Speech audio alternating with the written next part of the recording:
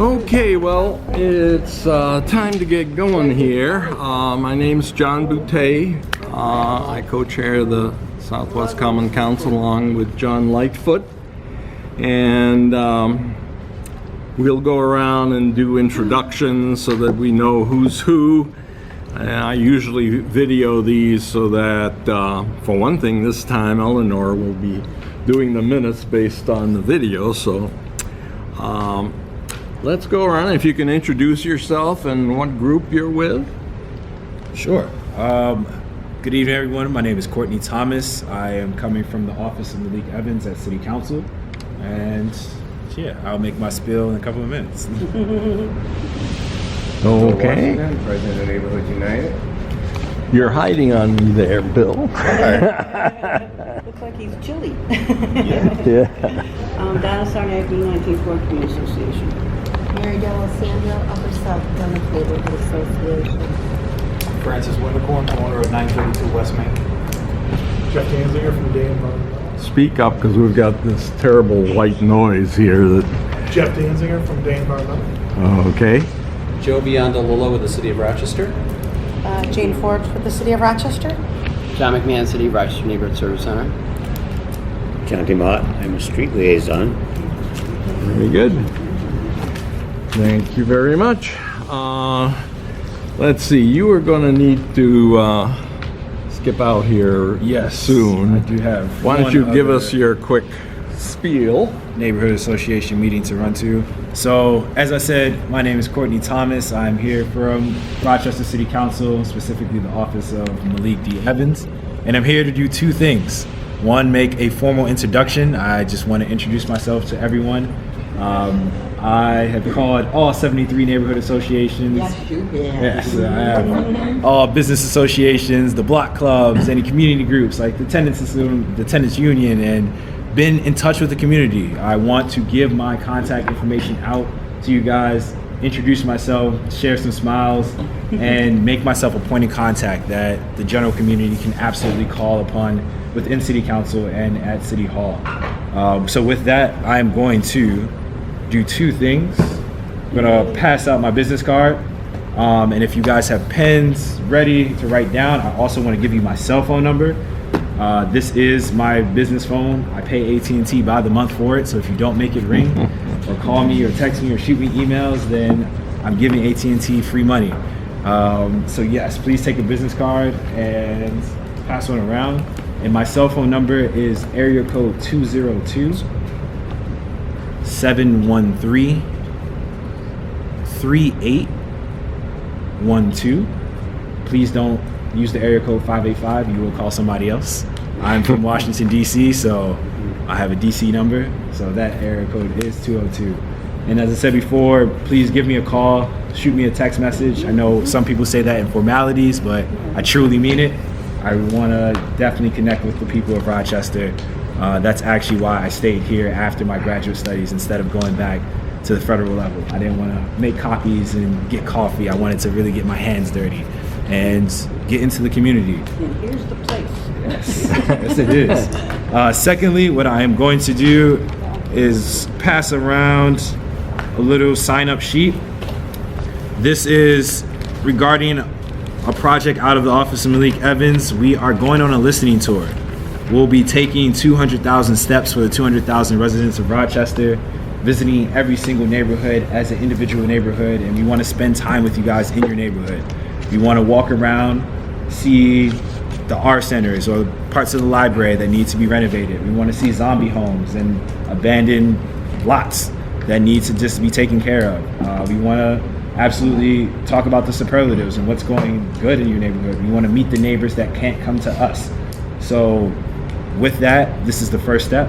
I will definitely be in touch with John, send you a follow-up email, a small one-page, kind of a bridge version of a proposal. And if you write down what association you're with, your name, number, email, I also will say thank you for listening to my spiel and email you that one-page proposal as well, so that we can plan out and map out, start to brainstorm what we want to talk about pertaining specifically to SWCC.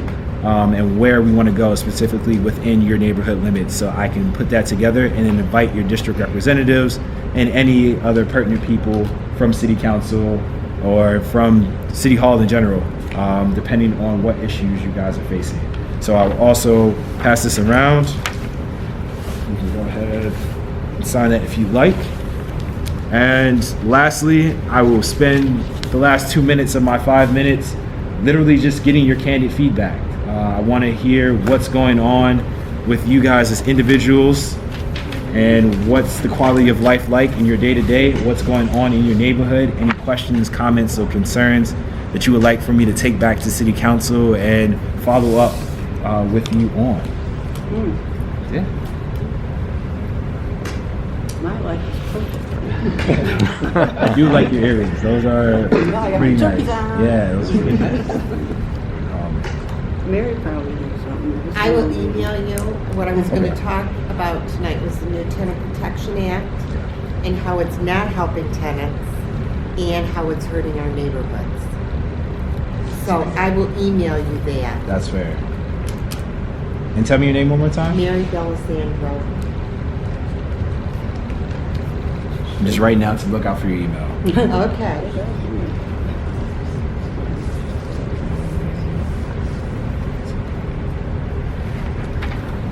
And just to let you know, it doesn't have to be anything like really grandiose. This is why I'm here, to hear what's going on a ground level basis. Going over to like Norton Street and meeting with like Edgerton, they're having a big problem with needles. Big problem, like life threatening. But when I go over to like ABC community streets, kind of in my neighborhood, you know, the biggest thing is Airbnbs and off-street parking. So there is a spectrum of these issues, which is why I'm going to each neighborhood individually. So don't feel pressure to say anything too large or nothing's too large or too small. I want to hear all the comments all I can. And you guys as city council, feel free to participate as well. I know you're doing a presentation in your official capacity, but I'm here to listen to everyone at the meeting. Sure. Yeah. I own 932 West Main. It's a grocery store. It's been a grocery store for the community for 30 plus years. I've owned Andy's Automotive in the back for 23 years. I purchased a building on a 10-year mortgage. I'm 8 years into the mortgage, and I'm ready to make the next chapter in my life. The gentleman that I held a lease for was ended last month, and I went in and started demoing, but I'm in the process of eminent domain from the city. The community needs a store there for that service. I stand out there all day since I had the door closed. Multiple people from the high rise come up to go shopping, and they're disappointed because the store is not open. We need that store there, and I'm going to continue to fight to keep that store there at whatever cost. I'm willing to put everything I have on the line to continue the rest of my life, to have a life that I already committed 23 years into. For me to start over again somewhere else, it just won't happen. I'm already established, people respect me, and I respect the neighborhood. And hopefully the city respects me for doing that. You said you're at 932 West Main? 932 West Main. I own a shop at 22 York Street. I'm at the shop every day. I'm in the process of renovating the store right now. And what's your name? And Francis Winterkorn. Please shoot me an email. Email? Yeah. It's Shoot me an email Andy's. or call me, text me, anything. But You can write it down. It's Andy's, Andy's. ANDYS, auto, 99 at Gmail.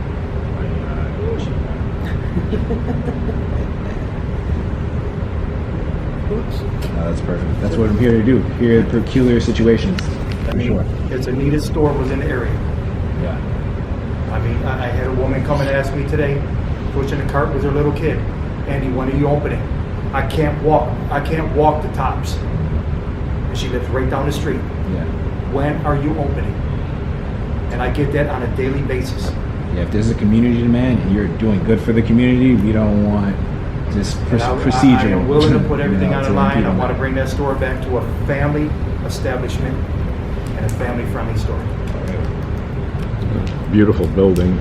Oh, it's a very nice building. I started doing it. If you had a chance to ride by there, I got up there, and in between the weather breaks, I've been painting with what I can for the last couple months.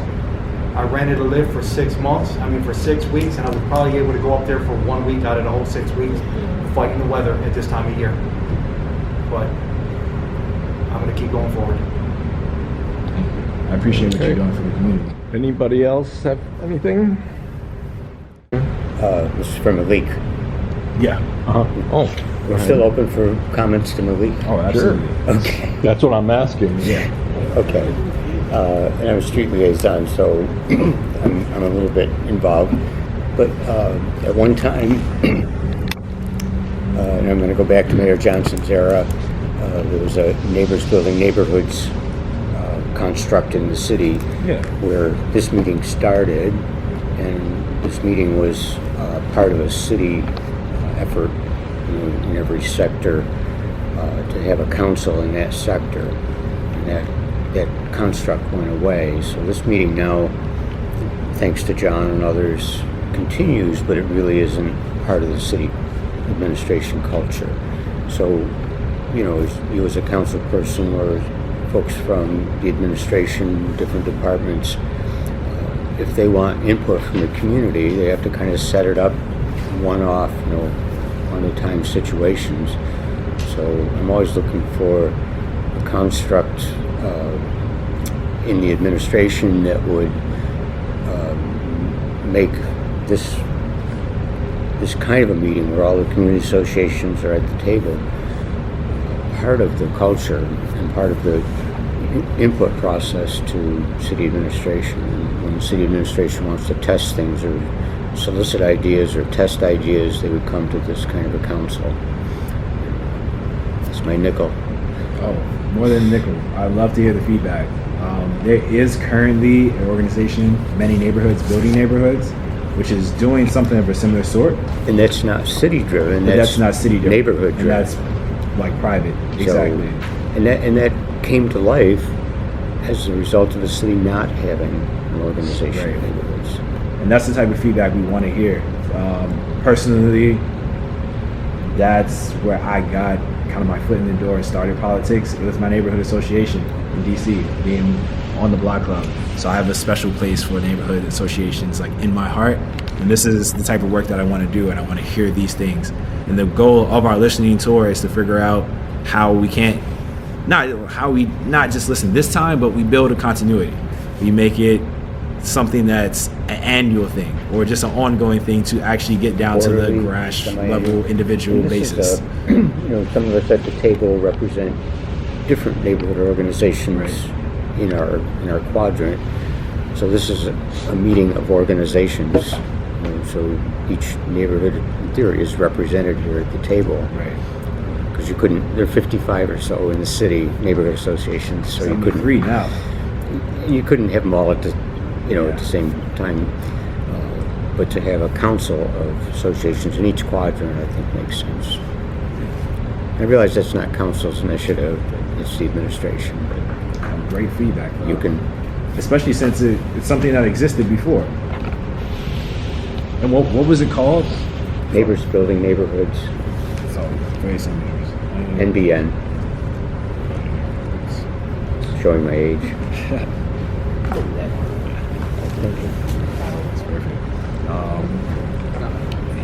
Yes. So while that sheet finishes going around, She works for the library. Do you have any library? yeah, I was gonna say, anybody else have? I actually do. Yeah. Oh, well, go ahead. I have been asking forever to get a back entrance put in this building for the public.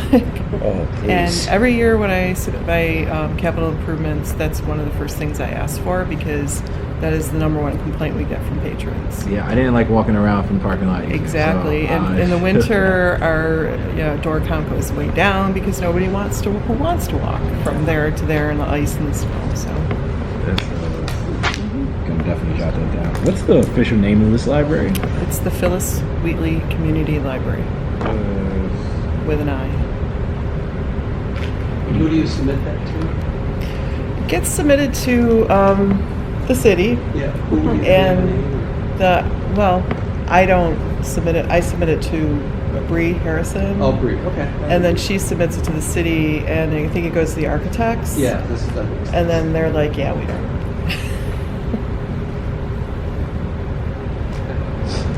I have something now. Okay. People that buy the houses and rent them to students, and rent them to too many students and use the dining room and the attic, et cetera, et cetera. I mean, I think a lot of people are moving out. You know, the older people are moving out of the neighborhood, and then the investors are coming in. And it's just, we want people who are, you know, families and like that to move in. We don't want, not that I have students in my neighborhood and they're great. It's just the way that they come in and they use, you know, the students, and they get like lots of money, and then they might just after a while not even pay the taxes or anything like that, and they leave after a couple of years. There has to be some sort of something watching people, you know? And they don't do that. Accountability. Yeah, thank you. That's Not at this time. You got something. There's always something. Well, I live in the 19th Ward off of Thurston and Charlie, so I'm curious. Catalia left. Catalia's is gone, so I'm curious of if anybody knows if somebody's planning on going in there or what. Catalia's. What's some? John? What are the plans for that corner where Catalia's is located or was located? That's What was Catalia's? It was a meat market. It's a meat market and community grocery, and it had been there for a couple generations. 40 years. Wow. All the drug dealing that's been going on in that area has pretty much driven them out. They stuck through for years, but it's gotten pretty nasty there.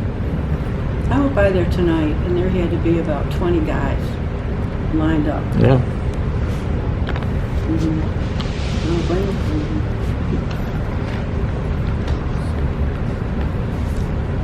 There is an action plan in place to highlight Salina intersection. They're working it out right now between RPD, NSC, DES. Something new that will work. Yeah. Well, hopefully it will work. But it's a huge problem. We're definitely aware of it. Oh, yeah. It's going to be a joint effort. I mean, it has been an ongoing effort, obviously. That hasn't worked so well. But it's something that just this week, actually, we gave a new action plan to our new commissioner. So is that why those cement things? Pylons? That Those were meant to be temporary, and it did work for a while. I mean, it really cut down on a lot of the loitering and illegal parking and the activity that was going on with the cars, but I mean, it certainly is not meant to be a permanent thing.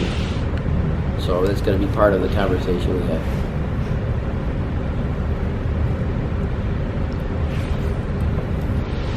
Okay.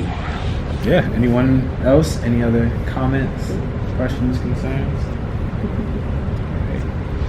You big enough to start on. Yeah. That's perfect. Well, with that, I definitely thank you for the time. As I said, if you wrote down your email address, I will absolutely, when I follow up with John, just be saying thank you for inviting me to your meeting.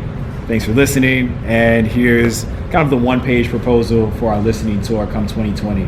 End of the year, beginning of next year, I'll also be reaching out just to have a small section for individuals, as individuals be able to give that feedback, you know, on their own time, in their own comfortable setting. I know a lot of people don't like to speak up in meetings sometimes, or, you know, that thought that you always want to say hits you after the meeting. So there will be an opportunity for that as well. And then in 2020, once it warms up, because we're not going to be walking outside in the cold, especially not Rochester cold.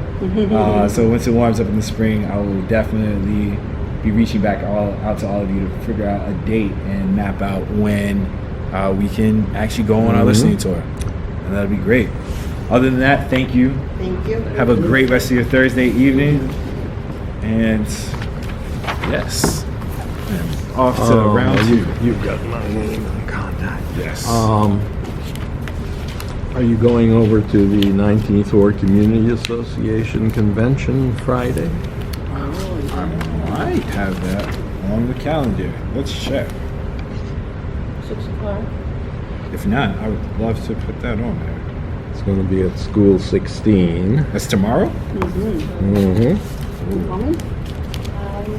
Let's write that down. Yes. 19th Ward. You said community convention? Yeah, 19th Ward Community Association has an annual convention and be a good place to meet a lot of people. That'd be great. And that's 6 p.m. 6 p.m. At school. 6 to 7 is kind of the social hour, and you can walk around and talk with people, and then 7 o'clock they start their business meeting. And that's at School 17? School 16. School 16. Aberdeen Square. Perfect. Square. Aberdeen Square. Alicia, you were not here when people went around introducing themselves. You want to give us tell us what you're with, and Sure, my name is Alicia Ward, and by day I manage the SUNY Attain Lab at Baden Street Settlement, where we provide computer-based job skills training. And at this present time, the Attain Lab is not up and running because the Attain Lab, which is housed at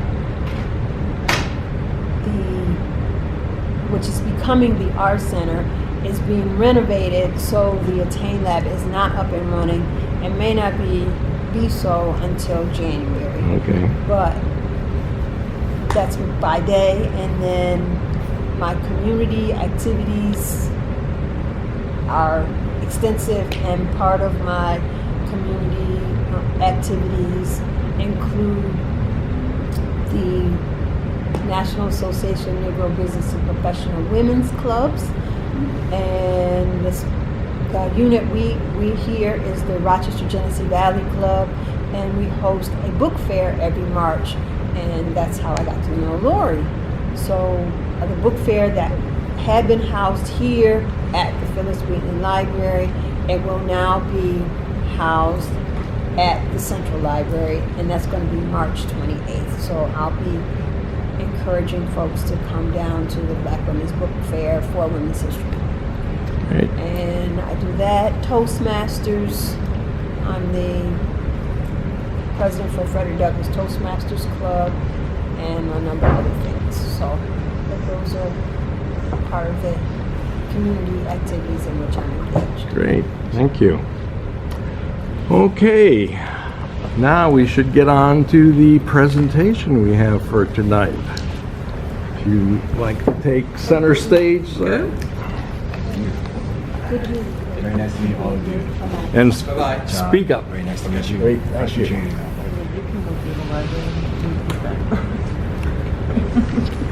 I'm Joe Biondolillo with the City of Rochester. I work in the Department of Environmental Services, the Division of Environmental Quality. With me tonight, I have Jane Forbs. She's a Senior Environmental Specialist with the city, and Jeff Danzinger from Day Environmental, who's assisting the city with this project. So thanks for allowing us to come and present tonight. What we're going to be talking about is an EPA Brownfield cleanup application. It's a grant application. We're chasing money from the feds. Something we've done pretty successfully over the last 20 years. And this is another grant application opportunity that we're looking at submitting. EA asked us to go out to communities and talk to them about the application, see if they have any questions, any comments, and we might be able to answer. This is about a 15-minute presentation. I'll be giving the beginning part of it, and I'll be turning it over to Jeff as we get into sort of the nitty-gritty of what exactly do we think we might be doing to clean up the site that we talked about. So, we've got some documents here, if you're interested. They're over at the table. Jeff's brought them. So we've got a draft grant application. This is a very early draft. It is not finished. But we're putting it together day by day, piece by piece. It's over there if you want to take a look at it. We'll talk a little bit about what's in the grant application. There is something called an assessment of brownfield cleanup alternatives. also draft. But it's basically a feasibility study. What are the ways we could clean up the site? Option 1, option 2, option 3. What are the pros and cons to each one of these options? We have a draft document. Also in that document, and Jeff will talk to you about it, there's cost. You know, there's cost tied to doing nothing, there's cost tied to doing a lot, and maybe something in between. So we've got those costs, these ballpark costs identified. And then we've got a copy of the Phase 2 Environmental Site Assessment Report. This is a very technical report, a lot of analytical results to kind of summarize the nature and the extent of contamination at the site, and I'll get into that in a minute. We've also set up a website for this grant application, and you don't have to remember any of these URLs. If you just went to the city main website and typed in 24 and 32 York Street, it'll come right up as the first choice. And last but not least, we are establishing a document repository at the Arnett Library. We're going to put the grant application, all the associated reports and documents, and if we get the grant, we're going to keep putting information into that document repository as we clean up this form. I should point out that these grant applications are extremely competitive. So the way I read the way EPA explained it to me in a presentation that we went to, they're only giving out maybe 4 or 5 of these petroleum cleanup grants. They're going to only award 4 or 5 between New York State, New Jersey, and Puerto Rico. So it's pretty competitive. There's no assurance we're going to get this, but we're going to give it a good try. The site itself is 24 and 32 York Street. It's in the Bull's Head Brownfield Opportunity Area, another acronym here, BOA. So you can kind of see it's centrally located in this BOA. As we zoom in a little bit, you can see now the different parcels.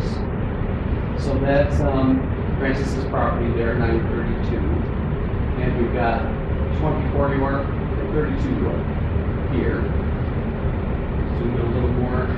And you can start to see now, this is the old post office. Probably some of you remember when this was a post office. This is the parking lot. More currently, this has been used by the Interfaith Church. And this was their parking lot for the church.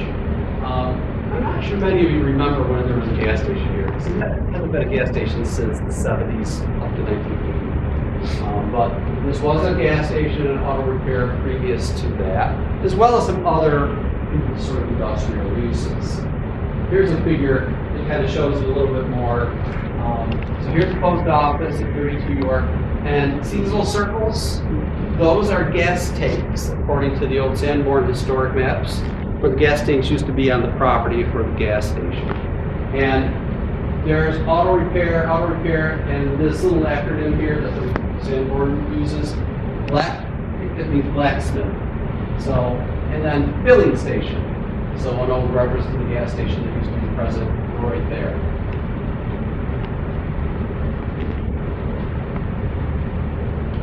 The city has conducted environmental investigations on these properties. We have completed what we call phase 1, kind of looks at the records and the history. Then we did the more intrusive work, the real testing. We go in there with a drill rig. It's hard to see in this particular slide, but that's this little drill rig. It's a geoprobe direct push rig. And we drill down to the parking lot that was there, and we collect soil samples. We put in temporary monitoring wells. We collect soil and groundwater samples. We have them analyzed in a lab. We look for evidence of contamination. And with gasoline, it's not very hard. Right? We all put gasoline in vehicles or equipment before. So it has sometimes an odor. When it gets into the ground, it can stain the ground kind of a dark color, usually a blackish gray color. And then we have meters. And these meters are very sensitive to gasoline and other vapors, and they'll give us readings, and we can get an indication. Is it clean or contaminated based on these observations? So we did a couple rounds of investigation. Day Environmental did the work for us. The first round was basically is there any problem at all there? Because you don't know until you test. You might think there could be because it was a gas station, but you don't know. Some gas stations don't have any problems. People won't. And when we did the first round, we found contamination. We confirmed there's some problems. It looked like petroleum. We didn't know the extent of it. And so the second investigation that was done in October, November, that's when we went out and we kind of filled in data gaps and we got our arms around the extent of the contamination. How big is it? Horizontal, vertical. So we did these studies, we did these tests, and here's some of the locations that are coming up. We did the analytical testing. We looked inside the old building here, the post office building, the church. There's a little sump in the basement. We analyzed water from the sump. We figured out, we also measured to determine which way groundwater flow direction was going. Pretty typical environmental studies that you do at a gas station site like this. We did find that the groundwater, at least in the soil and the overburden, appeared to be heading mostly towards York Street. We found contamination. Kind of see how these are spread out. There's a spatial distribution to these points. We're kind of figuring out the limits of it, but we also are kind of putting them in strategic locations based on that old historic map that we had. You kind of know the tanks were in this area down here. I kind of think the pump islands were probably also in that location. But of course, there was auto repair back here, so we wanted to put some points in the vicinity of the auto repair. And I believe this is now up on the website too. If you want to copy. Couple findings. We didn't find any abandoned gas tanks based on a survey that we did. Still could be there, we didn't find any direct evidence. We found plenty of petroleum contamination anywhere you'd think we would find. When we found that, we felt that we were obligated to report it to New York State DEC. So we did, reported a petroleum spill to the pretty common at these sites. The groundwater is contaminated with petroleum hydrocarbons at concentrations which exceed the groundwater standards, which are drinking water standards. Obviously, nobody's drinking the water here, but that's what you compare to. And Jeff, two spots actually had a little bit of free floating petroleum on the groundwater, so you could see it, visually see the contamination floating. I think there's one on each of the properties, right? Some more findings. Let's talk about that free petroleum layer that we found. Good news here, petroleum was the primary contaminant. There was a little bit of acetone, but it could be lab contamination, we're not sure. We reported everything to the state. We know that cleanup's required. And here's an important point. Whether we get this grant, we're lucky enough to receive the grant award or not, the city's gonna clean it up. We're gonna clean it up either way. So all of this data, all this information is still going to be useful even if we don't win this particular grant. Still useful. The actual cleanup here is one small part of a cleanup that we're going to have to do site-wide in the Bull's Head area. Now, specific plans, concept redevelopment plans, I don't think have been defined. They have, our friends in neighborhood business development, they have some general concepts for the Bull's Head area. They haven't settled on one specific plan yet, to the best of my knowledge. The PID readings? So the color is a model that we do. It's kind of fun to do these models. I like doing them. I think Dave did this particular one. So you take some readings from each one of these boreholes with the maximum reading that you get in a meter.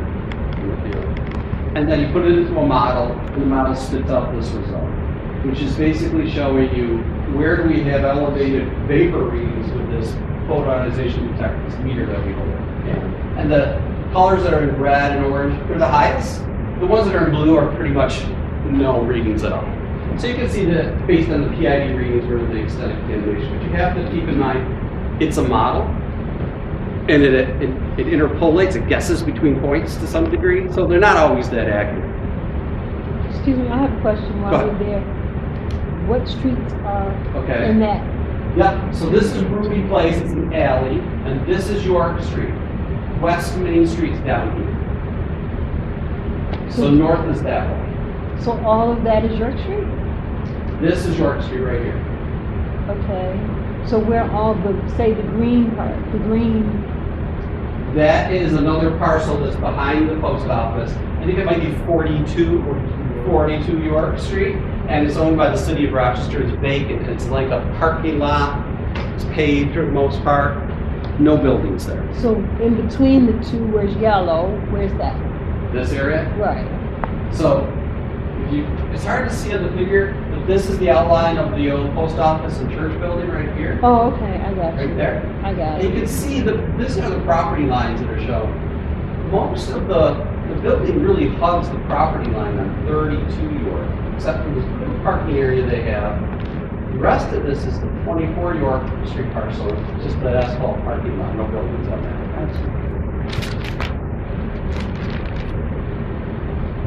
So what are our next steps in this grant application process?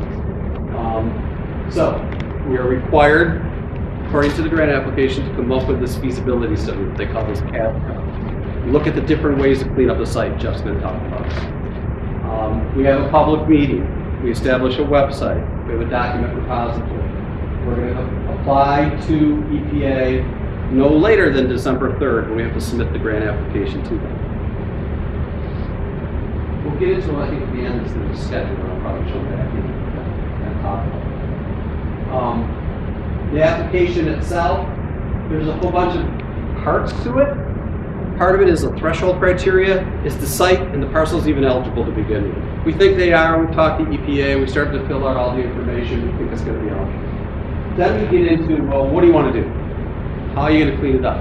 Well, how much are you going to engage the community? Is there a need for the city of Rochester to receive this grant funding? Maybe we have enough funding. Maybe we don't need it. We have to show there's a need. What are you planning to do specifically for tax? How are you going to clean it up? How are you going to work with the state of New York to clean up this site?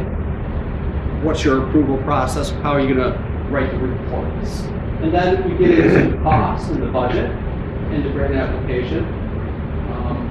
Programmatic capabilities really talk about, can the city pull it off? Do we have enough staff, the city resources to do this kind of work? We're kind of lucky in the city that we do. We have Jane, myself, we have other folks, environmental technicians, and we do this kind of stuff routinely. Not every city does this. So we are kind of in a unique niche that we have the capability and the resources to pull it off. Past performance. EPA wants to know, did you ever receive an EPA grant? If so, how'd you do? Did you do everything you said you're going to do? Did you spend all the money? Where'd you spend it? So you have to give them all these details on the last 3 grants that you have. And then comments. You can always take comments, any comments you have on what we're doing, why we're doing it, how we're doing it. We can try to address your comments. This kind of thing. And then I'm going to turn this over to Jeff. He's going to get into the nitty-gritty part of this, the different options and how we might attack a site and clean up a site.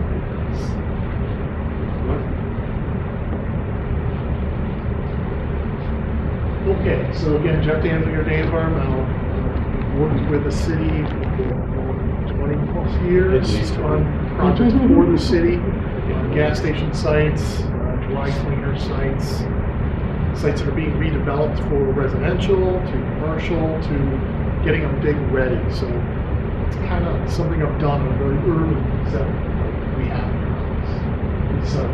So the ABCA, I don't call it ABCA, I call it ABCA. I don't know what EPA calls it APCA. I kind of like ABCA, but we have to kind of do what we do with a lot of these documents. Put some site background in there, the history, the findings, the stuff from our studies, the figures that show the contamination of the animal board and what we saw in some of the slides. So we get that background. Then we look at potential exposure. So it's paid. So there isn't any exposure right now to the community as it is. We looked at the sump in the basement. That came back with no contamination in that basement sump, which was good. So we think we're okay there. And then, what about all the other sites that you tested throughout the last year? Up in the back, the parking lot, are you concerned about that area too? Or did you find anything back there? those areas, for the most part, I'm going to say we have urban fill material that has stuff that we find throughout Rochester. There's a few heavy metals thrown in there. There's some mercury, there's some lead. As a lot of people know, lead-based paint is one place that you can get lead into the soil or the fill. If you had buildings that were knocked down that had lead-based paint to them. And also various fills that may have been imported, used on properties, that kind of thing. Most of the areas are fairly paved or have soil on it. So you So all don't the see a buildings whole that you lot knocked of- down and you filled in with dirt, that took care of the problem. to a degree, I guess I don't understand. Well, like where critics used to be, you knocked the building down and filled it in with dirt, so the problem solved. I would imagine, I guess. But, So you really found no contamination throughout that whole project It's still you besides have right here. to, it's still you have to find a, yeah. No, that's not true. No, we've tested multiple parcels that the city owns, north of Main Street. Jeff's done a lot of the testing for us. And we found evidence of contamination in multiple parcels. Some of it's the fill material Jeff mentioned, urban fills like ash, cinder, slag, or things like that. And in other areas, low-level petroleum, hydrocarbons. We haven't found a lot of chlorinated solvents or other PCBs. That stuff we haven't found. But metals we've definitely found in fill and soil. And petroleum in and around this property, found a little bit in Ruby Place. 42, I believe you also found a little bit of contamination, 42 parcel, so immediately to the east. So it's in the ABCA, if you want to take a look. The data that we have for this is in here. There's a map in here. And this is the study that Francis is talking about. All the blue parcels that are on here were city-owned at the time that study was done. I want to say 2018. And then the report was released in July 2018. There's also geotechnical that's in that report. But again, most of it seemed to be fill related. We saw a little bit of petroleum in Ruby Alley that's near this 24 and 32 York Street. For the most part, though, it really did appear to be fill. So, for instance, what you're asking, I guess, is that of all these sites, this is the one that rose to the top that's the most contaminated? Is that kind of what you're getting at? Yeah, because I got the building right next door. And Yeah, this site's- they're pretty much, I hate to say it, pressing me to allow them to come on my property to do testing inside my garage. And giving me some options that are pretty sad. And then telling me I gotta bear the cost of having them tested. If that's true or not. But it's pretty much in that category. Either you let us on the property or we will take your property. No, this neighborhood is different. It's not our Oh my God, I neighborhood. don't know what's doing that. But that's Rick Brinsky's, he's the project manager for the Bullseye project. But what we want to talk about here is this grant application, these two parcels. And so maybe we can pull back and talk a little bit about what we're trying to accomplish here. It really is focused on just these two parcels and trying to get some federal aid that helps the city get basically what this is. So through this, we looked at cleanup criteria. There's stuff for soil, there's stuff for groundwater, stuff for the soil goes anywhere from unrestricted use, which is very stringent, to restricted residential, commercial, also protection of groundwater. So with this kind of a site, we would probably look at protection of groundwater, but most importantly was probably be the restricted residential, which allows apartment complexes, that kind of a build out. That's what the city has kind of envisioned at this point, is either mixed use or multifamily type housing. I think. Probably not single family. So in terms of a cleanup, that's what we have to kind of look at. And that's when we're looking at developing alternatives, we're trying to meet those specific criteria. We don't want to try to meet a less stringent number for, say, industrial property if we know that it's not going to be industrial property. So we have to go with the more stringent, aggressive cleanup. So within the alternative analysis, we have to look at no action, which typically is not something that's acceptable to the community. Not doing anything about it. People do whatever they want. They dig up the soil, they haul it off someplace, and it's being reused somewhere where it shouldn't be, and it's contaminated or impacted. And then you start to look at something that might be more reasonable fitting with the front. In this case, we've got two different alternatives, alternative 2 and 3. Alternative 2 is kind of a middle of the road, limited source removal. That would have some soil excavation or offsite disposal, followed by some groundwater monitoring to see how effective that remediation is. that tends to get most of the contamination, but it may not remediate the groundwater down to drinking water standards. People in our community don't use groundwater for drinking water, they all other water. So it tends to not be as much of a concern. Yes. What's the difference between groundwater and drinking water? Groundwater is something that's natural in the ground. So if it rains out, it's going to kind of get into the ground. If there's a lot there, it'll start to kind of rise. That's why a lot of houses will have the basement sumps. Drinking water is kind of more of a class of water that has regulations. It has to meet certain criteria to be drinkable. Goes to the reservoir, you mean? Yeah, so reservoir or like the city has Hemlock Lake, Canada's Canada's Lake. Lake is where we get our That's drinking where we water. get the drinking water. So they're under a very scrutinized testing program before they're allowed to send it out to everybody in the city of Rochester to drink from our taps. This question may sound crazy, however, I'm listening to him down there, that owns Mr. Dalton's down there. Sound crazy, however, because I own property in that neighborhood, I would like to know, why would you even let me buy something in this neighborhood? The banks will let me even buy this if it's already contaminated. You have to come and do all this. That's kind of, why would you even let me buy it? People gotta have, I guess, a vision. I mean, I'm not the guy who has the vision. Okay. I'm the environmental guy who gets stuck. Hey, clean this up. You know, it's been here for decades, and now help somebody clean this up. That's more of kind of a, I guess, like you said, neighborhood business development,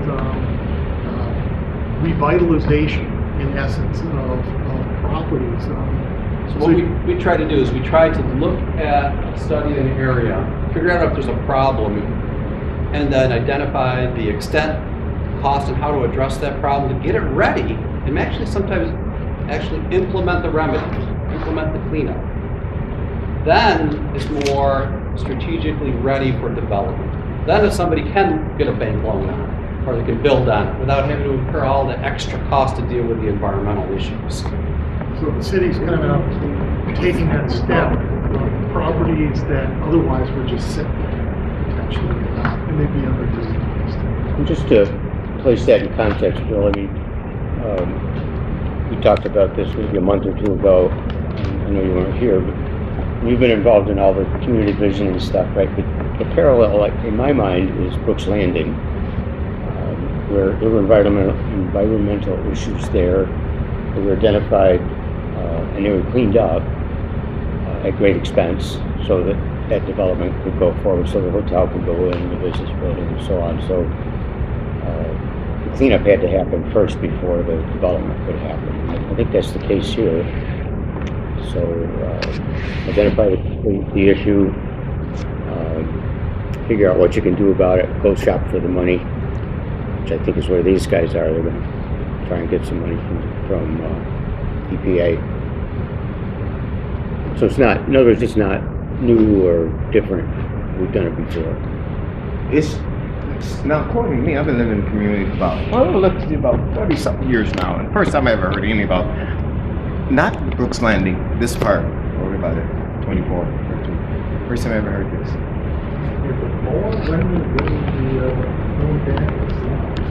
The BOA, the both said BOA's been in effect for a number of years. So that's sort of, these brownfield opportunity areas of BOA's, think about them as sort of master planning tools.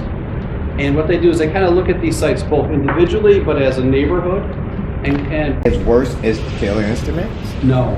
Taylor Instruments is 10 times worse. Yeah, it's a lot of And it's like a block from there, so. Yeah, 2 blocks, 3 different blocks. types of contaminants. They have mercury and chlorinated solvents because they used to make mercury thermometers years and years ago. And this site's a gasoline station. We've seen, Jeff and I, gasoline stations that are much worse than this. But this one is contaminated to the point where the state's going to require cleanup of the soil and groundwater. It's still contaminated enough that the state will require the city or any other future owner to clean it up. So in actuality, what's really happening is before a developer invests his money or her money into this, they're making sure they're not losing anything, basically. Yeah, and making sure that they don't have an unknown uncertainty. What developers don't like is to get into a situation where they haven't done all their due diligence and they get into a situation, especially on the environmental side, where they don't know what the end result's going to cost them. So that's why a lot of testing is done prior to development. And sometimes the cleanup as well, or sometimes the cleanup's integrated into the actual development, but you know what the cost is ahead of time because you've done the testing.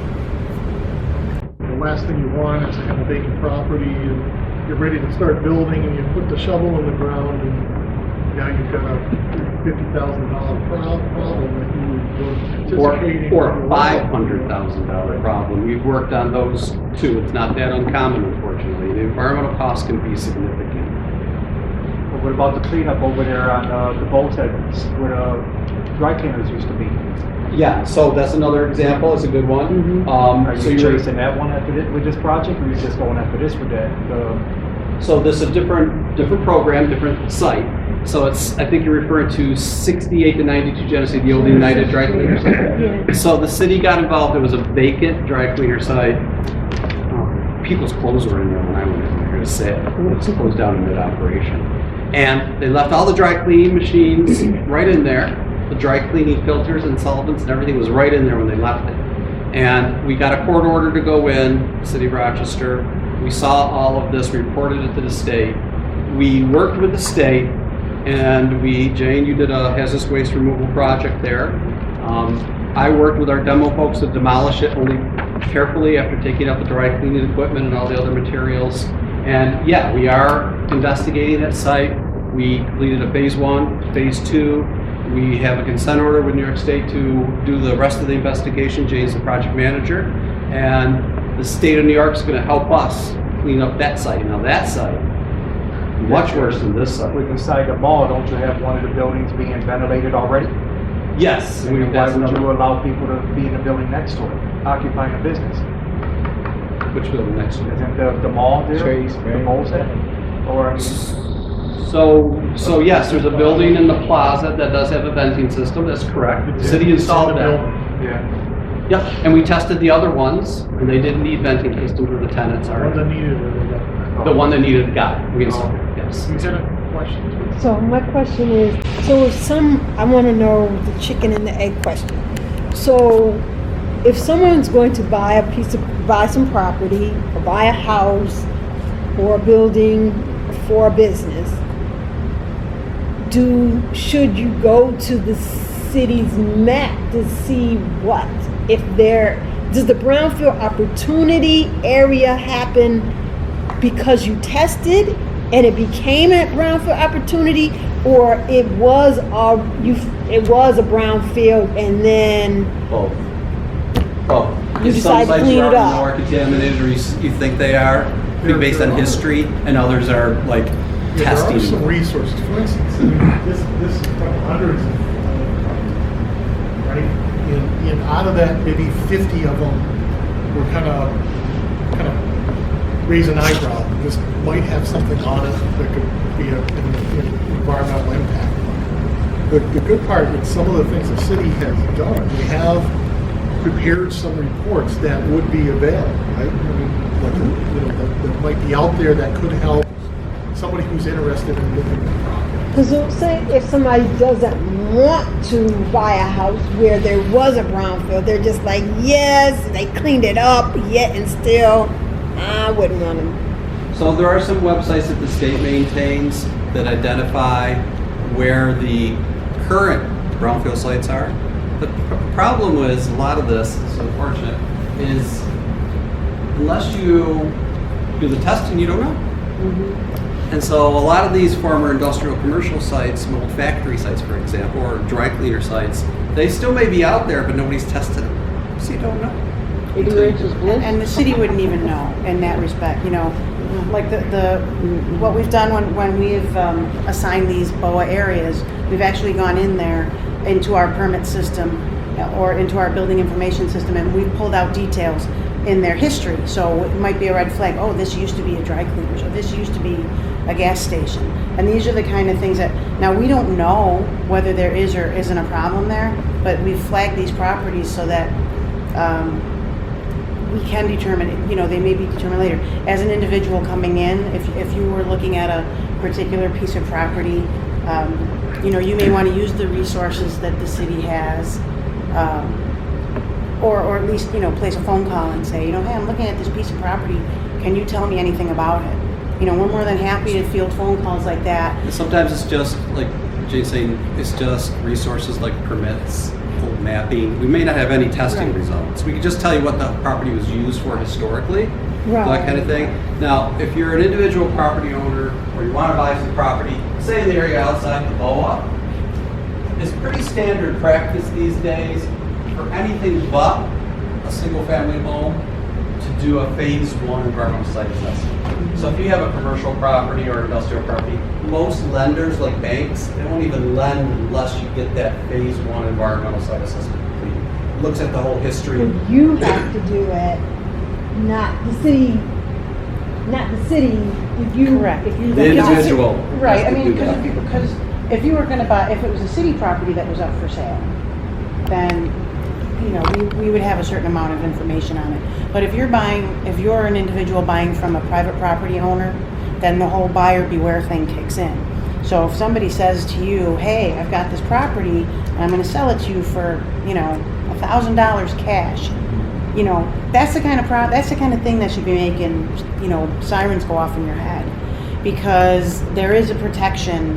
And like Joe said, is if it's not a single family home, if it's commercial, you know, that's the thing that should make you think, why is this guy selling me this piece of property for $1,000? Probably because it's worth a lot less than that. And there may be environmental or other reasons, but from our perspective of environmental due diligence for commercial industrial property, you start with a phase 1 environmental site assessment. Usually, you know, you work it out. Sometimes the buyer pays for it. Sometimes the owner pays for it. It depends. You can work that out. It's negotiable. But most banks and lenders will want to see a phase 1 environmental site assessment before they'll lend and they have a mortgage on it. And the phase 1 says there might be problems because there was an old gas station or dry cleaner or something. Then you do the phase 2. When I was talking about the phase 2, where we do test regs. Or you would say, no, I don't want to. It's a decision. It's a risk, right? You have to look at the risks. So you want to look at a property and say, when was this built? And then before it was built, what was it? Yes, we go back to the 1800s on all of our properties. Very old parts of the Now, you know, 9 times out of 10, if we keep it 1 billion all the time, the average person who's buying property or house, they is not even going that deep. I'm just happy to get a house. I'm not even going that far to fear. I'm hoping that the city, because they've been in business longer than the individual, you know, they've been around for some time, you know, in a very young little time, they would come up like, nah, you know, city. I think it's the city's responsibility to be like, nah, you don't want that. I think it would be the city responsibility. If we're aware of it. Okay. See, that's where it gets into the situation of, especially residential areas. If they're mostly residential, we have 66,000 parcels in the city of Rochester. Mm-hmm. So only a small percentage of those have ever been through the actual testing phase. And again, there's But we can go back and look at history on residential properties, just like we could do on commercial or industrial properties. Let me ask you this. Now, what about, because I do know his name was Robinson, who used to live on, I believe, I don't want to say Columbia, Katy Street or whatever. He says he used to put the gas lines in. Do old gas lines cause the same problem? Natural gas or anything? The whatever the gas Natural lines. gas, no, generally not. Okay. So just when there's like a Taylor Instruments or a dry cleaner or a gas Those station. are the common ones. Yes, there's other unique things we have seen in our 30 years of doing this business, but those are the common types of properties that are called brownfields. So pretty much if you got a gas station on North Goodman Street and the houses around it, are they all labeled brownfields now because there's a gas station next to it? The house. If there's a gas station on a corner, right, anywhere in the neighborhood, are all the houses surrounding property labeled brownfield without a test? Not always, no. It really depends on how maybe the I mean, like pretty much this individual area right company. here, you labeled it brownfield, majority of it. Oh, it's a Doing brownfield that with a gas opportunity station area. next to it. It's called a brownfield opportunity. That doesn't mean that every house in it is a brownfield, but it was a study area that started out with, say, 200 properties. Was it Fisher? It started out 103 and then it's expanded to include a lot more Right. properties. So what it does is it then looks at all those properties opportunities. It looks for opportunities. I think there's development, planning that are associated with it, and then they're also looking to see what kind of potential environmental issues might be. Like I indicated, there were I think maybe about 50 So hundreds of properties. What's created that to be a brownfield across the street from the hospital? Was it the hospital waste? No, it was a dry cleaner It's a dry itself. cleaner. So So the dry the our cleaner- side, dry what created cleaner- my building, my property be labeled brownfield? There was never a spill there. There was never a I don't spill. know I don't know that 22 and 934. I think we're mixing up a couple of items. I'm Yeah, just we trying to read the dialogue here. There's a brownfield opportunity area that bunches of us were involved in putting the boundaries on it. You should go over to Jefferson, Ames, the railroad tracks, and that was all arbitrary, based on a lot of work that was done. So as a brownfield opportunity area, for purposes of revitalizing that neighborhood, it doesn't mean every property in it is a brownfield, right? They did samples throughout the area, so just the fact that it's brownfield opportunity area doesn't mean that every single property in it is contaminated. You're doing the homework. Apparently, it's on the website to say here's where we did do testing. Here's what we found. What I heard you say tonight was you're setting Ames Street aside. It's in a class by itself, but in terms of the area we're talking about, in the central Bull's Head area, 2432 York Street is a bad boy. Oh, it definitely is a discrete source area that is going to be required to be cleaned up by New York State Department of Environmental Conservation. So whether we get this EPA funding for this property or not, the city, as now the current owner of these properties, 24 and 32 York, will clean up this property. So it's something that's inevitable. It may take a few years, because that's how long these cleanups can take. Pretty complicated, and they're expensive. But we will go ahead and clean that up prior to development. Maybe we want to talk about the different options a little bit Right. more. And so we talked a little bit about alternative number 2, is really remove the contaminated soil, do the groundwater. And then there's alternative number 3, which takes it a little bit further. We remove a little bit of bedrock below. It's also got a little bit of impact. We put a bioremediation amendment into the ground that will help with the groundwater. Which that's what we're saying is the question. Because the groundwater, you can get that groundwater correct. And then that would have some groundwater monitoring after to evaluate the effectiveness of the groundwater.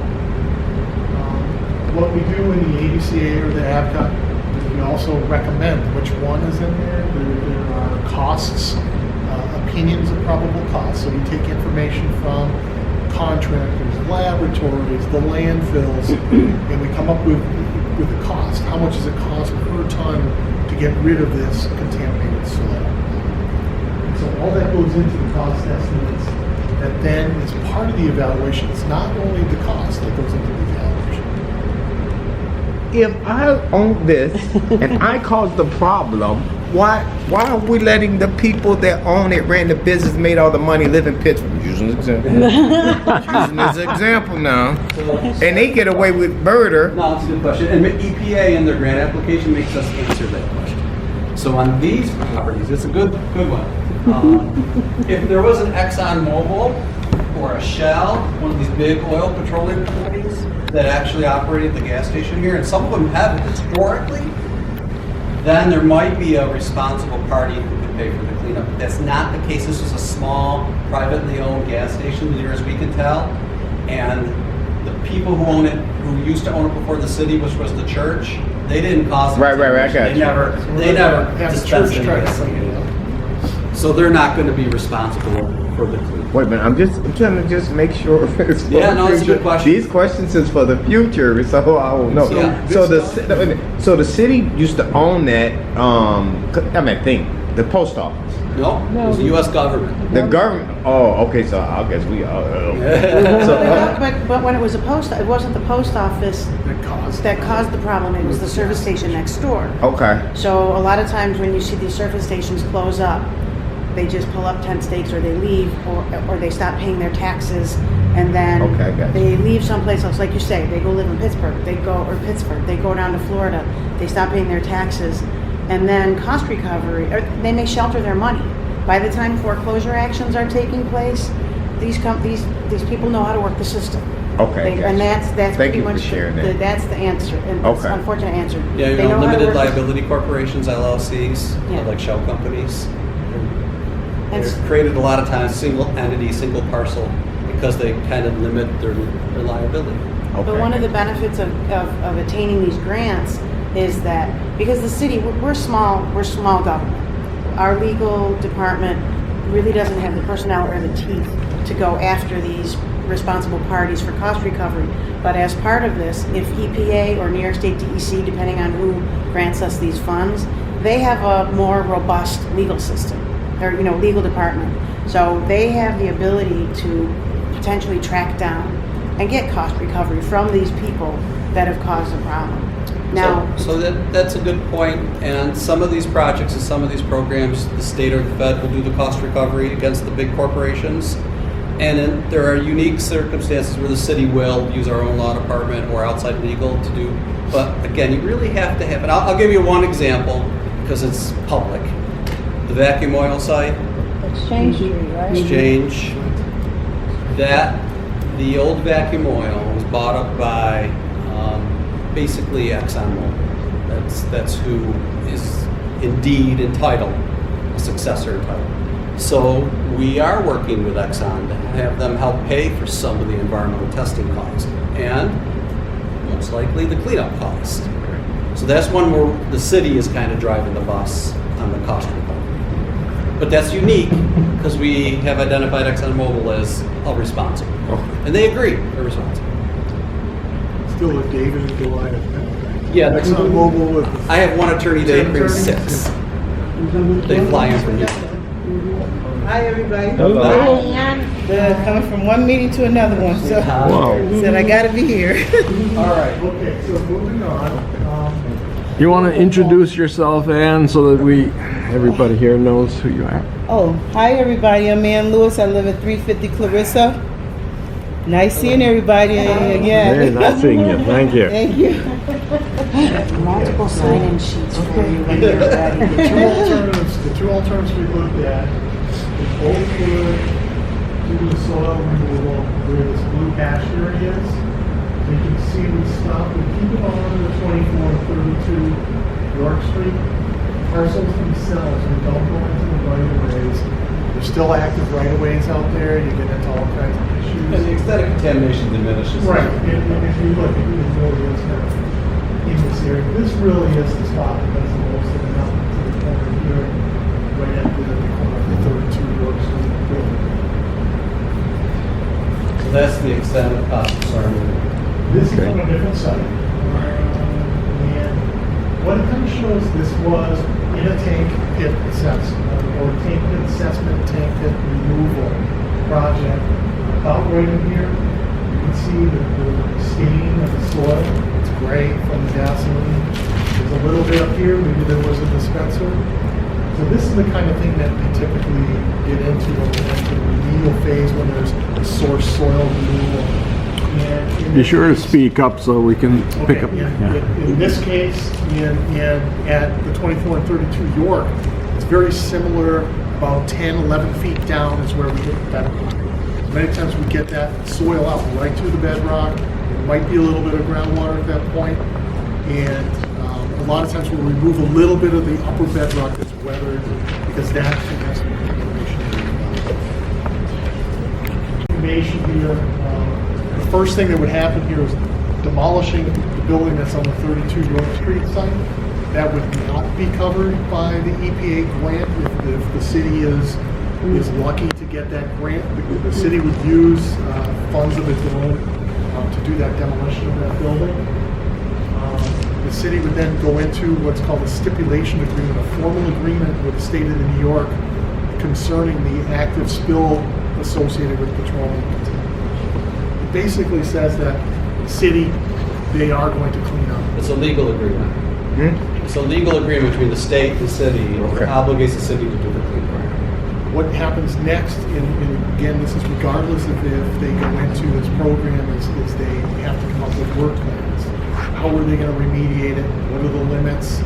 where's the material going to go? It typically goes to a landfill. There is also a health and safety plan that is generated in what's called a community air monitoring plan. So air monitoring is done during the work, so it's protective of the community while that work is being conducted. So we come up with these plans to keep dust and vapors and odors down, so the people who are immediately adjacent, like Francis Wilms, shouldn't smell it. And if they do, we just apply more vapor control on top of it, like foam, things like that. Excuse me for interrupting. Is this for your building that? No, no, it's not. Oh, the post office. Yeah, the post office and then the parking lot. Right, because it was a situation with the building that I have, and I got grant money, and then after the fact, the cleanup was done, worth over $100,000. Then they try to hit me with the navigation law and try to recoup the money from me. So as a property owner, I thought it was you, and I'm sorry I'm late. I was at another meeting. You have to be very careful because they'll have you signing all this document. Then after it's done, they'll try to recoup the money from you. Yes, well, on state and stuff. Let me ask another question. You got a problem on that property next to mine. EPA came in? Did the testing for you? No, we have to do the testing. If This property, no. The city hired Data Environmental to do the testing. Now, since they found contamination over there, is that giving them a right that they have right to come on an adjacent property to test now too? The city? Yeah. No, We are, or DEC, who would you have come in? DC did not come in. The city of Rochester retained Data Environmental. So the city paid for the testing. Okay. Not the state, not EPA. I thought they came in. No. He's just afraid that if I'm understanding what you're saying, that it might alert something that might be feet from your property, and then they might require that you go do that cleanup and you get it tested. So I hear what you're saying. And Very tricky. we're going to have to go on to other things. We're way past 15 minutes. Sorry. No, I'm not talking to you. We've just been running over and we've let it go because it's very interesting stuff. The thing that I would like to ask though is, in the case of your grocery, something like a grocery, you can't wait for 3 years or 4 years or 5 years for redevelopment to take place. So we have this little grocery that the city is trying to take over because, gee, that will work well into their grand plan. But in the meantime, the people in the neighborhood are being deprived of the resources they'd like to be able to purchase at the grocery. He's going out of business. We have to somehow strike a balance here that the little guy is protected and not use the fact that there's contamination next door as an excuse to force them to either test their property or close down. This is a service that the neighborhood needs that's being provided there. Yeah, the work that we're proposing to do here is unrelated to Francis's property. And it's not intended to get into Francis's property or to, if anything, it cleans up a problem that's next near Francis's property. It has nothing to do with Francis.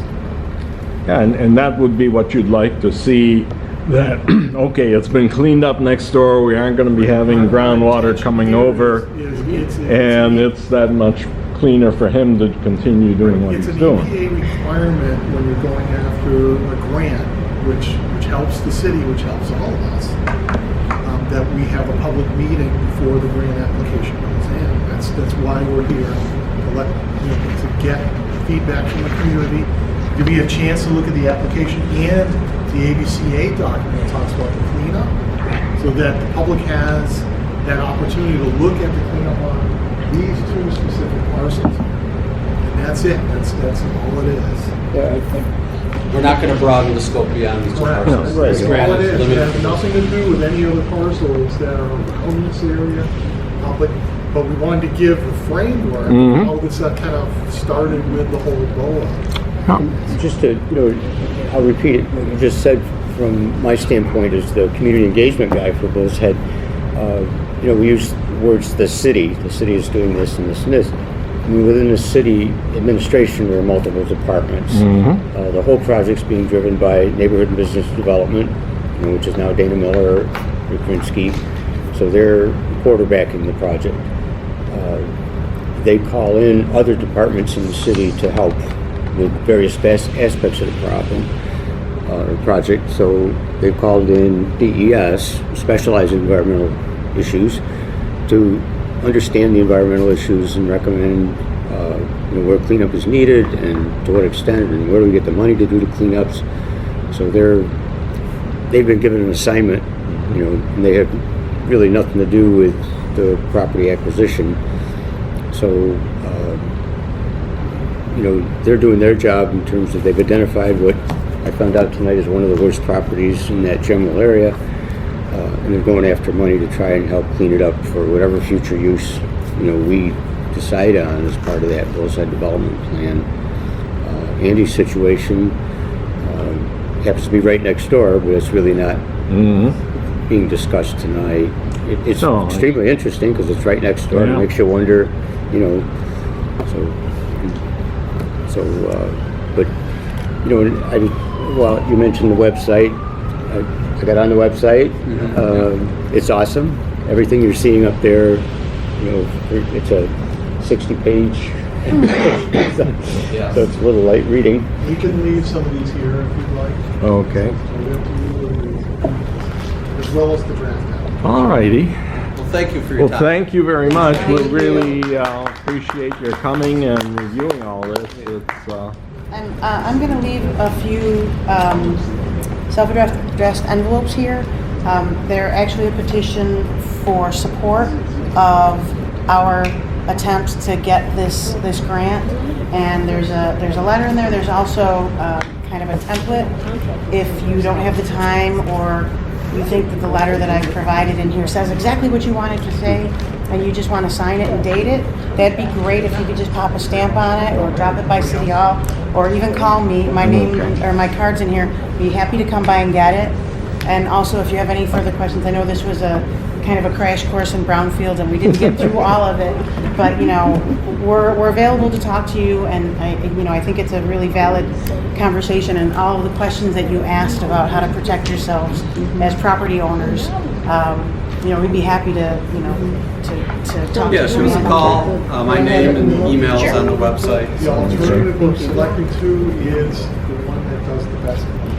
I'll leave these at the front. It's alternative number 3. For anybody. Thank you. Okay, and anybody can While reach they're out. organizing, what's going on with, is anything going on with Andy's property? I don't know. Oh, okay. You didn't discuss it yet.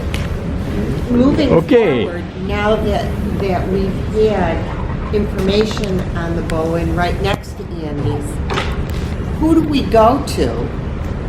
Or who should we have come here to let people know what the community wants? The city may want Andy's property demolished. That doesn't mean that we want it demolished. That's right. So who do we take that to? I tried to. The exact answer is Neighborhood and Business Development, because they're Dana Miller. Commissioners Gary Kurtmeyer, Dana Miller's deputy, Rick Rinsky works for him. And we've had no end of public meetings, and there'll be more public meetings. I don't think we've, had the pleasure of your being at the meetings.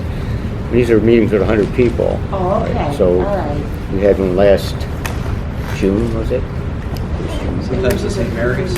Yeah. Yeah, had them at St. Mary's. They've been So well attended. it's gotten a lot of exposure and discussion in terms of what are we trying to do in that area, what do people want in that area, what can we support,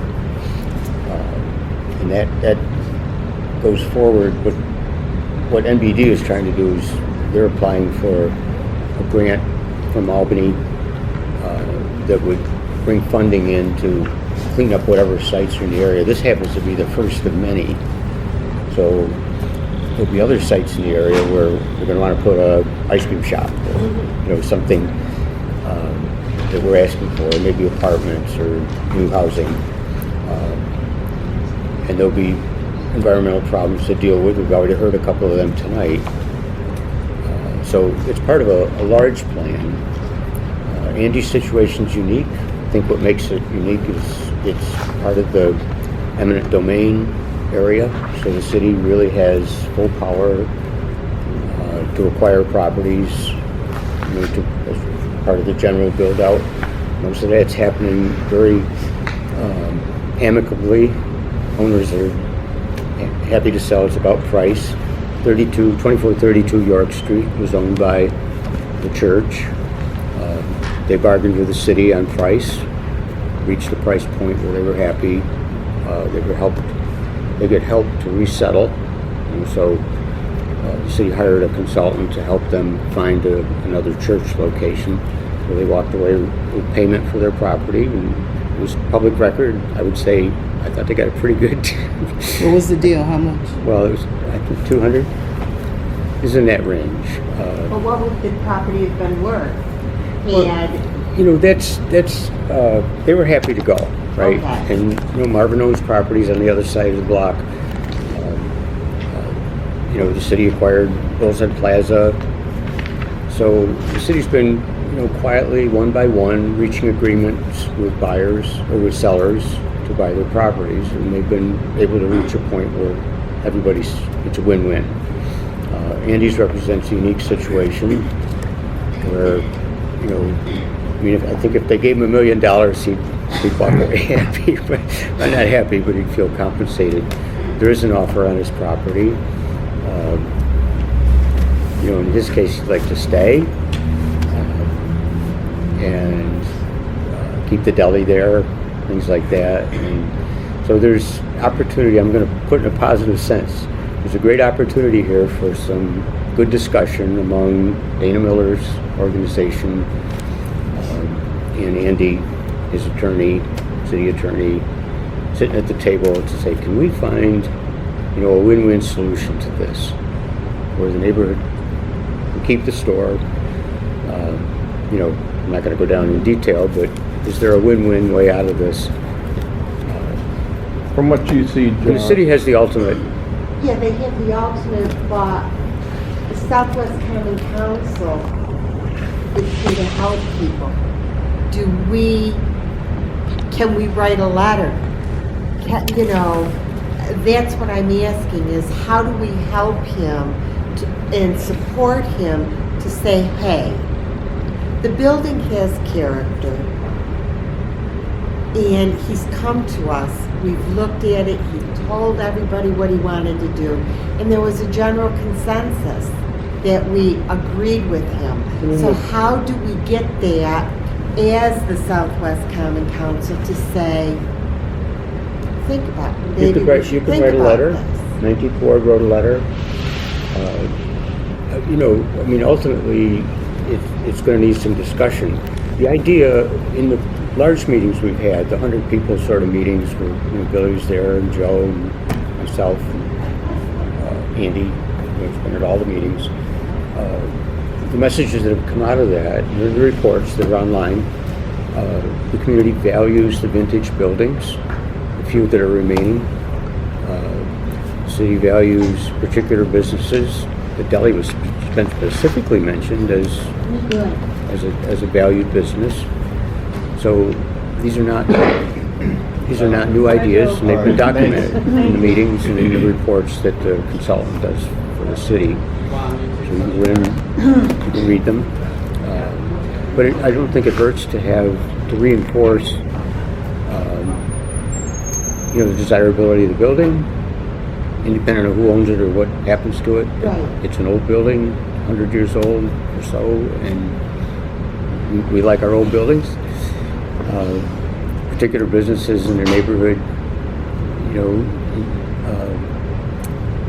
we have value to the neighborhood, unique products or location in terms of people being able to get to them easily. Have we seen anything of the style of construction they're planning on having for that block? No, but if you go in and read the reports, like the reports are there from all the public meetings. They're at the Arnett Library, and you see up on the shelf. If you don't if you're an online person, the reports are there, and I can send the links around, so you don't have to dig hard. But if you go to the city website and just Google or search Bull's Head, boom, they pop up, and they're date by date. Every meeting we've had for the last 3 or 4 years. The thing that kind of strikes that I'm thinking is that we've got, that's such a beautiful building, you'd almost like to see the city take that look and replicate it down the block and be able to point to, this is the original building, this is what our city looked like umpteen years ago, and we've redone this area in that style. And the planning hasn't gotten to that level of detail yet, but you were at the last meeting, and they showed 4 options. And in 2 of those options, the building was preserved. Those 2 buildings at the corner were there. And in 2 other options, they were not there. Something else was there. So, and they're just, at this point, they're all just options. Nothing's firm. So city council would vote on which option to go forward with? Is that how does it work? No, we, the community. Oh, okay. At these meetings. So Andy still has a chance then? Right. In 2 of the 4 options, his building is still there. Between now and then, without getting into his private information, I like to say positive things. There's an opportunity for Andy and his representation to sit with the city, Dana Miller's organization, and you probably want environmental guys in the room too. They want to do some testing, they want to understand. I think it's good we had these guys here tonight, because I didn't realize until tonight that that's the worst spot in the whole general area. So they want to do testing on Andy's. He's, like you say, he's cautious about having that testing done and then obligating him to do something with it, with or without city help. So to me, there's always a win-win, and I keep drawing the parallel to Brooks Landing. Jim Delber, Sporting Goods, Dave Etzel was in exactly the same situation. He's still a little bit bitter about it, but I would say he landed on his feet. They wanted his property, they wanted him out. Eminent domain was on his doorstep, and they finally sat down. I don't know who forced the discussion, but they said, Dave, we want that property because there's now a business center there, and we want to keep you in the area because people value that sporting good business. Been here since 1956. Can we work out a deal that keeps the store in the area? Oh, by the way, we need a net office. Maybe you'd like to build a building, we'll lease it from you for our net office, you can put your store in it. So, to me, that same opportunity exists here. It doesn't play out exactly the same way, but it shows what you can do when you get everybody at the table. So, Andy, have you talked to Dana Miller yet, or no? I called last week to set up appointment with him and my lawyers, and I'm still waiting back for a meeting date. It sounds like, from what you're saying, perhaps before we can go into quick action or whatever type of immediate action, you need to made meet a comment to me where they may consider leaving the store, but they're going to take my shop. And I already told them a year and a half ago when they first confronted me that the shop was actually going to become a warehouse for the store. So I can actually put a full walk-in freezer in there. Instead of buying a quarter semi-load, I could actually buy a full semi-load and pass that savings back on to the community. So you're saying, I'm confused, so some part of it you can keep and other parts they're going to take, is that what you're saying? The front building, they consider saying they would keep, but they want to take my shop because my shop doesn't fit in their project. Right now, that's a repair shop? It's a repair shop. Yeah. Body shop. Maybe a little more negotiation, maybe like the Delberts, perhaps they might consider building you a new shop. Maybe that was a year ago you spoke with them, maybe? No, actually, a week ago. This is But it's been going on for about a year. Yeah, this is on the front burner right now, so I'm reluctant. I think a couple of things, just from my standpoint. Community support for this, the building, the businesses. I think that's helpful for our administration to know how much the neighborhood values the businesses. The other vote values the building, the location, because they'll factor that into their decisions about what to do. You think Andy might need to get some petition signed? Doesn't hurt. He does have a petition. Yeah, maybe that. Okay. What I'm reluctant to do is create a big mess out of this. Right. Pardon? That will. Right. Okay. Doesn't like to be embarrassed. My apologies for not having mapped the width That's more. all right. This was fine. But if there's any. That's right. We want to make sure that everybody gets heard here. Do you think that we should invite Dana to come here? That'd be good, I think. What do you think, John? I'm not going to weigh in. You're not going to weigh in, huh? Gee whiz. They should handle that first. I think what you do. I shop at Mr. Doug's? Did I ever shop at Mr. Doug's? Maybe one or twice, and I've been in the neighborhood for 30-something years. Just a neighborhood for me. However, I do see elderly 90-something-year-old people walking in that store that will not go in the Tops. That will not go to Tops, and it's just convenient. With that being said, what I think you need to do, you need more backing from the community itself. The people have to speak for you, saying we would like this to stay, not you alone, because you're making out. No, like I said, I haven't taken the store over yet. Okay. I purchased the building 8 years ago. I had to wait the gentleman's lease out for 8 years. I bought the building at 8 years. I'm 8 years into a 10-year mortgage. I honored the gentleman that bought Mr. Doug's for 8 years. His lease ended last month. I was ready to start the business over, a new chapter in my life as Andy Southern Deli. Okay. And I was going to clean it up, bring back the character that used to be there when Mr. Doug was back there. The gentleman that bought it from Doug, it is what it is, was him. But Doug had a family-owned business, and he carried it that way. I actually got Mr. Doug ready to come back with me to help establish the original Mr. Doug. And we're just waiting to find out what's going to happen. This would be a good opportunity for the Neighborhoods United group that you represent to rally around a local business. Seems like, That was a good one. I would start with getting the petition and I got the petition already going. I do have one on a website.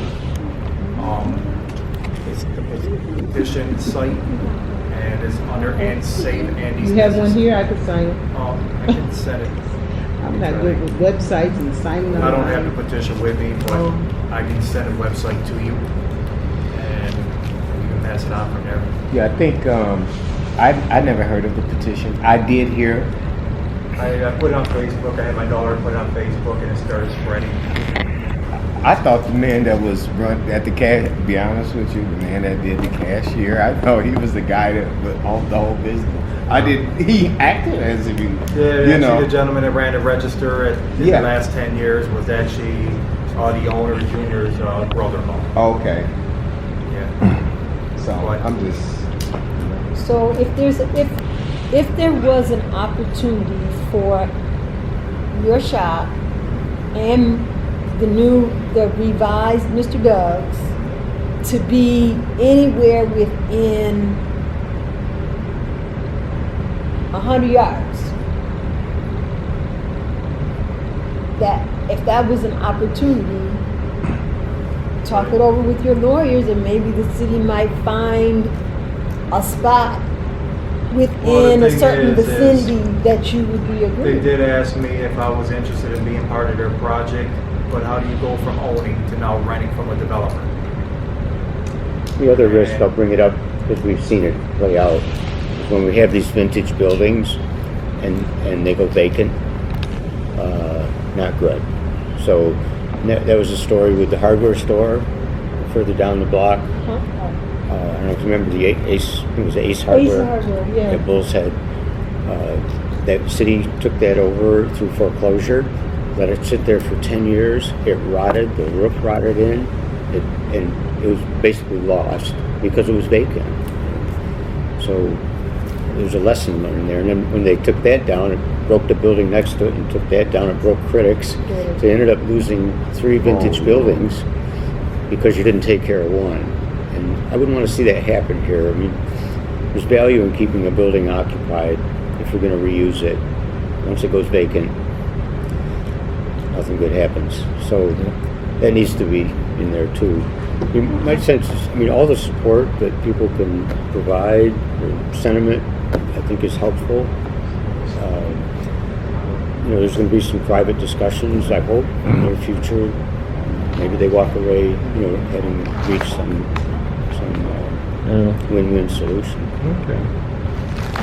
Well, we have a meeting in December. We maybe can talk a little bit and see what. I don't think we've got anything on the agenda yet. It isn't posted.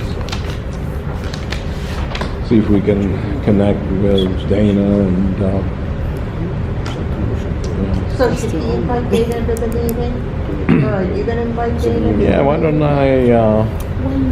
I need to touch base with John Lightfoot and with Eleanor, and we'll go from there.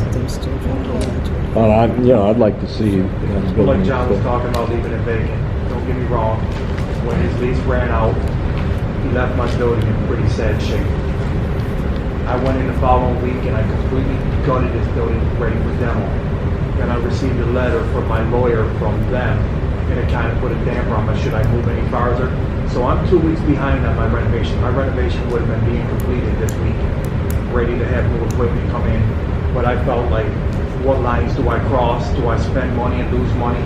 And I felt really put in a position where I wasn't too sure on which way to move. Since I've been there, I have met probably 20 people a day coming to go shopping. And like today, I told you a young woman came and asked me, when will we open the store? You know what? I'm gonna go reorder that order from Lowe's and have it delivered next week, and I'm gonna go forth with my plans. I will not let that building sit. That's a good idea, because I will get it up and running. If it's up and running. And then you tell me if I put this effort into your community, maybe you believe in me a little bit. Maybe the city will believe in me a little bit. Because if it's up and running, and then they do take it, then you have all your receipts. Hopefully they won't take it, but then you can get reimbursed for all that. So I would get it going, then you can show a pattern of people coming in and out of there. Then as more people who get like behind your fight, I would get it going as quick as possible. I'm gonna go forward, and I'm gonna put everything I got into it to make this happen. Right. Keep all your receipts now. I got a little bucket. Okay. Do it on a credit card. Well, did you have anything that you need I already to maxed tell us? Okay. my people card out. No. Maxed it out already. Alrighty, well, I think the time has come and gone by, in fact. Time to call it a meeting. Thank you very much, everybody. It was very interesting. Sorry we didn't get to quite everything we had, but I think we covered some interesting ground here. Thank you. So, but not necessarily on that, but for under education, I'm gonna send you from the Association for Teenage Diplomats. There's the Gary Simon Memorial Scholarship for a student, a Rochester City School student, to do a student exchange through the Association for Teenage Diplomats. Oh, okay. So I'll send that to you. Oh, that would be great.